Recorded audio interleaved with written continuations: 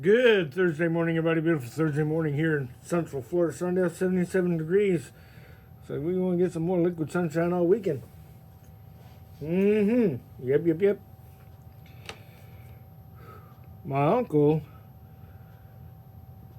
in New Hampshire had to harvest a bobcat in order to protect his chickens, and that's what you do. I've had to harvest a few bobcats, not by preference, but I'm sure he did the same thing I did. Try to scare it away, try to do things to keep it out of there and everything, protect your livestock, so to speak. And I've had to do the same thing, and I've done it for other people. I was a trapper for a while, and it's a beautiful animal. Bobcat's a beautiful, powerful animal. Bobcat and foxes are the two things I did not enjoy having to trap. But sometimes you have to. And I never had to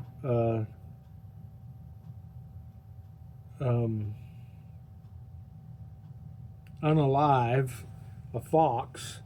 I had found one that was in pretty bad shape and it died before I could make it to the rescue location.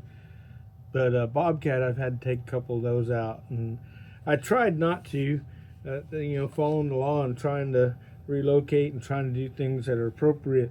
But sometimes you have to, and so with the way that my brain works is if you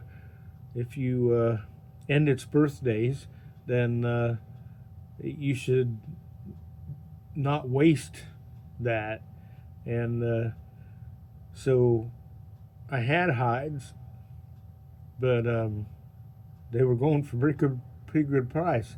And then there's one that couldn't. It was hit by a vehicle and it had to be put down. And but I tried to see if it was something you could eat that was worth eating. And it's not poisonous. It's not going to hurt you, but it's hard to get that meat tender. It's not very good. I mean, if you're hungry enough, sure, why not? But it's just not the greatest meal in the world. Doggy eat it though. Just saying.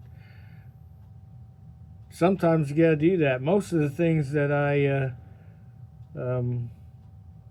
take care of now are things that you don't want around your house, rodents and stuff.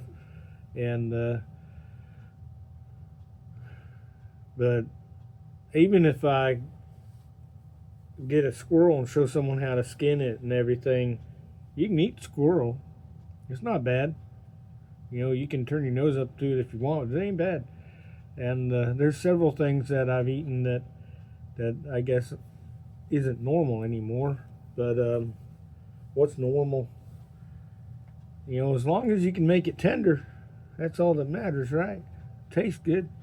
There's some things that I will not cook inside the house. Possums and armadillos, one. Cook them outside, they stink bad. But I just ain't been that hungry in a while. I haven't had to do it, but I know how to do it if I need to. I really would like to go deer hunting this year. Take my dad's old hunting rifle out and put some venison on the table. But sometimes you have to do what you have to do to protect your family and property, and you just got to do it. If you can make use of what you have to unalive, then that's great too. I have a friend whose daughter wants to talk to me about taxidermy.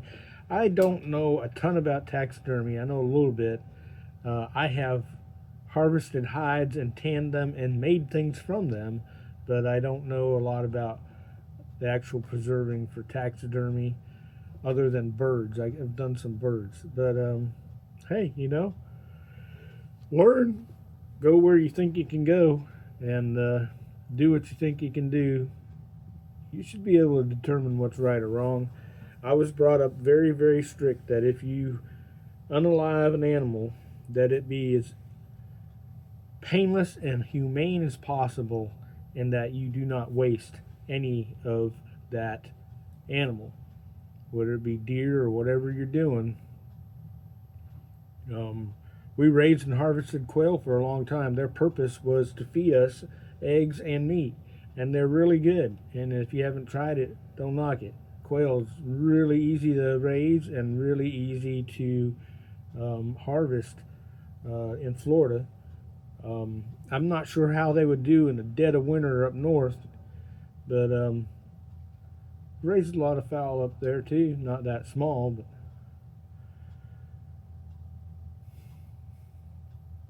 I guess I'm kind of babbling about stuff that nobody cares about, right? I guess what I'm trying to say is, you know, don't waste opportunities when they come your way. Take full advantage of the benefits of those opportunities and learn from the negatives of those opportunities. You know, when we were harvesting quail and I had a bunch of them and I was just going down and my wife comes in and says, "Oh, poor birdie," and that bird looked at me.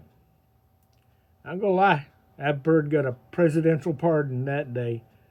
Went back out in the cage and I fed him some more. I'm getting soft. Rabbits too. I can't do rabbits no more. They're too dang cute. But a rabbit's a good meal. If I had to, I would. But if I don't have to, I ain't going to. They look too cute. Stop looking so cute. You know? But you should know how to provide for yourself, whether it's growing food or harvesting meat. And you should know what you need to do to protect it, your livestock, and you should protect it. And I almost wish I was up there in New Hampshire to help him skin and tan that hide. I don't know what he's doing with it. It's his business, but it just reminded me of a few bobcats I had gotten, and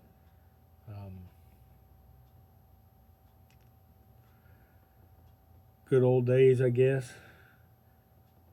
But y'all have a good day. Be positive. Always strive to do the right thing. And hey, if you ever want some hog, let me know. I last couple times I got hog, I got a couple really big ones, a couple 100 pounds apiece.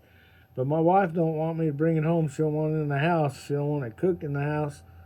But if you want some, you hungry, you let me know. I'll go get you some hog and we'll help you out. So y'all have a great day. Be positive. Always strive to do the right thing no matter what happens. Don't let them crazies make you crazy.